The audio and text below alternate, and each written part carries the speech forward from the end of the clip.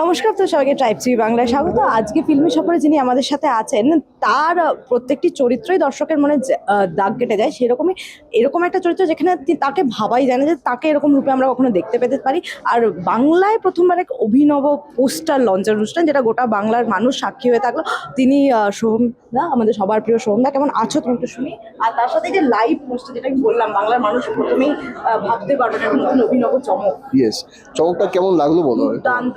সোহমদা প্রথমে একটা প্র্যাঙ্ক করলো যে আমি আসছি না, তারপরে হলো যে একটা পর্দাটা রিভিল হলো, তার পেছন থেকে বেরোলো সোহমদা নয়, মাদারি। মাদারি, এক্স্যাক্টলি তাই। কারণ যে কটাই ক্যারেক্টার আমি তো সবাই ঢুকলাম। আমি তারপর আকাশ বললো, দাদা আমরা কি করবো, প্ল্যানিংটা ওয়েট করতে পারিনি, তো আমরা সেই মতো করে দিচ্ছি কাউকে নিয়ে। ভালো কথা, এইটাই হচ্ছে বিষয়। এই যে মাদারির যে কোশ্চেনটা দেখলাম, এই লুকটা রেডি হতে তোমার কতক্ষণ লাগলো সন্ধ্যা আজকে? আমি তো সাজিয়েনি, ওটা তো অন্য কেউ। ওই যে অন্য সোহম যে সেজেছিল, তার কতক্ষণ লেগেছে? খোঁজ নিয়েছিল সোমনাথদার থেকে? এই ধরো আজকে তাও অতটা সিনেমার মতন অতটা ফাইন করে করা হয়নি, বাট তাতেও সেটা লেগে গেছে ধরো 1.5 ঘন্টার ওপর। ঠিক আছে, বাট যখন ফিল্মের জন্য আমরা গেছিলাম প্রপার, যখন শ্যুটের জন্য, তখন ওটা প্রায় লেগেছে 2.5 ঘন্টা, মানে 1.25 ঘন্টা থেকে 2.5 ঘন্টা প্রপার, মানে একদম নৈপুণ্যতার মতন এঁকে এঁকে ধরে ধরে করেছে। এবং প্রস্থেটিক নিয়ে আমি একটু টেনশনে ছিলাম, আমার প্রথমবার প্রস্থেটিক এই ছবিতে। বাট যেহেতু টেনশনটা ইজিলি ওভারকাম করে গেছি, কারণ সোমনাথদা হচ্ছে মেকআপ ম্যান, তো আমি জানি সে কীভাবে করে দেবে। তো সেটা নিয়ে আর খুব একটা টেনশন ছিলাম না। প্রথমে যখন আমার ছাঁচটা নিয়েছিল মুখের, ওই সেদিনকে আমাকে পুরো বুঝিয়ে দিলে এইভাবে হবে বিট্টু, কোনো টেনশনই করো না, আর তুমি আছো, আমার টেনশন নেই।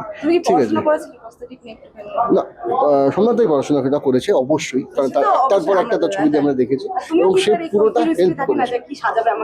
হ্যাঁ, সেটা তো এক একটা মানে প্ল্যান করাই হয়েছে যে কিভাবে কি করবে, এবং প্রত্যেকটা লুকের ক্ষেত্রে আমরা আগে থেকে বসেছি। ঠিক আছে, কোন লুকটা কিভাবে যাবে কি না হবে সেটা একমাত্র আকাশ, সোমনাথদা, আমি বসতাম, কখনো আমাদের ছবির যে ডিওপি চিন্টু ও থাকতো।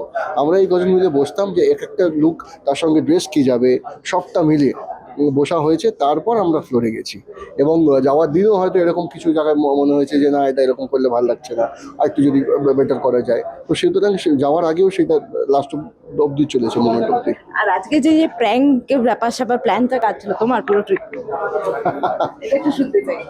হ্যাঁ, ওই মোরালেস আর কি বলতে পারো, সেই আর কি মাথায় নিয়েছিলাম যে চলো লাইভ পোস্টে যখন, তাহলে নতুনভাবে কিছু একটা নতুনত্ব হোক। ঠিক আছে, যেখানে সবাই থাকবেন, বাট কোথাও একটা লাইভ পোস্টার হচ্ছে প্রথমবার এটা, সেটা একটা। আর দ্বিতীয়ত, তাহলে আমি আর থাকবো না, তাহলে সোহম থাকবে না, কারণ এখানে দেখানো হচ্ছে সোহম থাকবে না, থাকবে হচ্ছে 7টা ক্যারেক্টার। তো সুতরাং একটা ক্যারেক্টার আসবে, বা সোহম থাকবে না।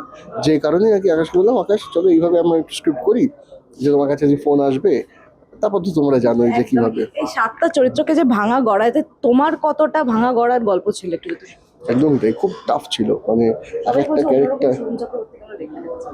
চেষ্টা করেছি সেটা, কারণ প্রত্যেকটা ছবিতে ধরো এক এক রকমভাবে মানে তো লুক পেয়েছেন, কিন্তু এই ছবিটাতে 7টা look at a time, and at the same time, মানে একদিনে হয়তো দুটো লুক কখনো করেছি, পারিপার্শ্বিক ওপর ডিপেন্ড করে, একদিনে হয়তো 3টে লুক করেছি। তো ম্যাক্সিমাম সেটা 2 দিন বা 3 দিনের জন্য, বাট চেষ্টা করেছিল প্রথম থেকে, যেটা আমাদের পড়াশোনা ছিল বা প্ল্যানিং ছিল, যে সেটা হচ্ছে এক একটা লুক একদিন করে কমপ্লিট করে বেরিয়ে যাবো। তো সেরকমভাবেই ম্যাক্সিমামটা করা হয়েছে। বাদ বাকিটা তো বুঝতেই পারছো যে একই লোকেশনে যদি আবার অন্য লুক নিয়ে আসে, একটা বাজেটের উপর এফেক্ট করে। তো সেগুলোকে সবটাই বাধ্যবাধকতা মাথায় রেখে করা হয়েছে। টেনশন ছিল যেন কোনো রকমভাবে অডিয়েন্সের কাছে মনোটোনাস না লাগে, যে এক ধরনের অ্যাক্টিং হয়ে যাচ্ছে, শুধু লুক আসছে তা নয়। এবং লুক ওয়াইজ নিজেকে ভাঙার চেষ্টা করেছি, লুক ওয়াইজ নিজেকে গড়ার চেষ্টা করেছি।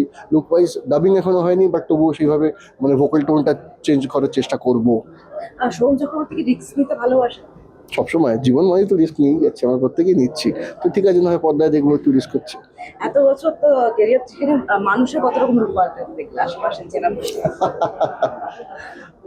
প্রচুর, দিনে দিনই তো বদলায়, সেটা তো দেখি।